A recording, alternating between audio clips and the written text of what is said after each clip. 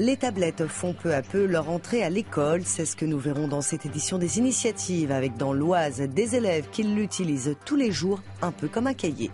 Du nouveau également dans les cantines, avec 2 exemples qui prouvent qu'il est possible de s'adapter aux besoins des enfants. Mais pour commencer, intéressons-nous à une discipline canine qui peut sauver des vies, la recherche des personnes égarées. Les chiens formés à cet exercice peuvent prêter main forte aux forces de l'ordre. Avec une précision de métronome, Michel dépose une demi-douzaine d'objets personnels sur le parcours qu'il a dessiné. Un parcours certes facile, mais long de plus d'1 kilomètre. Je suis en train de préparer la piste pour le chien, qui va passer dans 2 heures. Là. Tout le long du chemin, je sème quelques objets qui ont mon odeur. Il faut savoir que nous, quand on marche, même habillé, on dépose énormément de molécules et le chien est capable de les retrouver. Ils ont une capacité olfactive plusieurs millions de fois supérieure aux hommes. Les participants prennent part aux épreuves à tour de rôle. Frédéric est un habitué de ces rendez-vous, habitué aussi à donner un coup de main au service de gendarmerie de son département pour retrouver bénévolement la piste de personnes disparues 4 à 5 fois par an. La famille nous décrit la personne, nous dit où elle a été vue la dernière fois et nous donne un indice pour essayer de partir sur la piste, voir où est-ce dans quel côté il s'est dirigé, quoi. Donc, ça met des fois sur la route, mais enfin, bien souvent on ne retrouve pas, ou alors on a retrouvé 2 fois, 3 fois. Personne s'est suicidé, pendu. Cette belle chienne de 6 ans est prête à démarrer. Avec sa maîtresse, elles vont devoir marquer les objets personnels disséminés sur le chemin, sous les yeux bienveillants des autres concurrents, curieux de voir comment Marilyn va procéder en moins de 3 quarts d'heure. Test réussi. Je suis encore débutante, j'ai du mal à lire ma chienne, à savoir quand elle est en erreur ou pas, quand elle est partie dans le champ et qu'on est revenu, tout ça. Donc il faut aider son chien dans ces cas-là et je ne suis pas encore toujours sûre d'être capable de l'aider. Le plus important pour ces maîtres chiens est de partager avec leur animal des moments de complicité avant, qui sait, d'intervenir pour des causes plus tragiques. C'est une cantine scolaire qui met tout le monde d'accord. À Ménécy, dans l'Essonne, pas de menu imposé, mais un self dans lequel les enfants peuvent choisir leur plat dans le respect de leur religion. S'il y a une seule chose qui doit primer, ce n'est pas les considérations religieuses d'un tel ou d'un tel, qui soit militant, musulman, juif, catholique, hindou, protestant ou que sais-je d'autre, c'est uniquement l'intérêt de l'enfant. Et l'intérêt de l'enfant, c'est de leur permettre de manger des plats équilibrés. Autre cantine qui a peut-être trouvé la bonne recette pour combler les enfants, celle d'une commune de l'Oise. Faute de restaurant scolaire, une structure privée accueille les enfants comme à la maison. Fournival, c'est 500 habitants et sa cantine garderie privée. Nous avons créé la garderie sur une ancienne grange qui ressemblait à ça autrefois.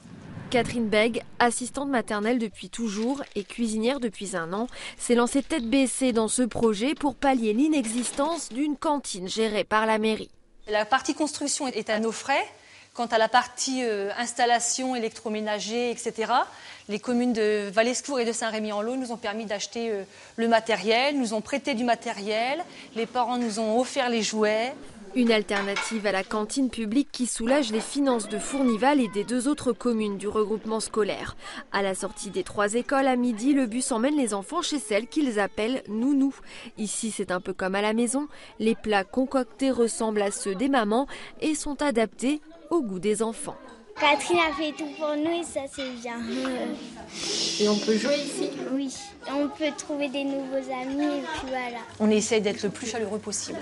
C'est un tout petit effectif, donc on est toujours à l'écoute des enfants. On va leur couper la viande, on va leur servir l'eau, on va leur parler. S'ils ont un petit chagrin, on va les consoler. 30 enfants sont inscrits. Par petite tête, comptez un forfait entre 7,50 € et 8,50 € pour le repas et la garderie jusqu'à la reprise de l'école l'après-midi. Un tarif qui peut refroidir certains parents, mais à l'avenir, il devrait baisser. Le futur chantier, c'est que je sois accréditée par la CAF pour que justement les parents puissent, les enfants jusque 6 ans, puissent retoucher quelque chose sur leur participation à la cantine. En tout cas, grâce à la cantine garderie de Catherine, les parents qui auraient choisi une école équipée d'une cantine dans une autre commune ne sont plus tentés de déménager. La désertion du village n'est plus au menu du jour. Enfin, on reste dans le milieu scolaire avec l'arrivée des tablettes dans les écoles. À Auger-Saint-Vincent, une petite commune de l'Oise, elles font office de cahiers quelques minutes par jour. Les enfants, nous allons faire un QCM avec la tablette. QCM, c'est questions à choix multiples. La journée des enfants de cette classe de CE2 CM1 commence par un rituel. Un exercice non pas au tableau mais sur tablette. 2 questions de français et mathématiques. Chaque élève tape le résultat. Toutes les réponses arrivent en même temps sur la tablette de l'enseignante. Ça permet de faire une approche plus ludique pour certains savoirs. Il y a certaines fonctionnalités où on peut avoir un rapide contrôle des connaissances, donc ça peut être très rapide. Ça a des fins aussi écologiques, puisqu'au lieu d'imprimer sur papier plusieurs choses, on va avoir la version numérique. Un exercice qui ne prend que quelques minutes. Le reste de la journée, chacun retrouve le cahier et l'écriture. Même si les enfants de cet âge ont tous une tablette de jeu à la maison, en classe, il y a déjà les pros et les antis. Je pense que le cahier, c'est plus facile, comme ça, les doigts, ils s'ennuient moins. Ça reste de l'école. C'est pas quand on écrit que quand on tape, c'est pareil. C'est juste que ça va plus vite. La mise au point de ces tablettes digitales, on la doit à cet homme dont le but en Afrique, comme en France, est de développer le numérique en milieu rural sans avoir besoin du réseau Internet. Parce que c'est vraiment le pilier. On ne passe pas par Internet, on ne passe pas par un serveur, ça passe entre les machines, entre les tablettes. Et ça évite d'avoir des soucis d'insécurité avec une connexion Internet. Autre atout, le système fonctionne ici avec des panneaux solaires pour préserver l'environnement. Une initiative qui intéresse au plus haut point les représentants des pays d'Afrique qui ne veulent pas être en retard sur le numérique.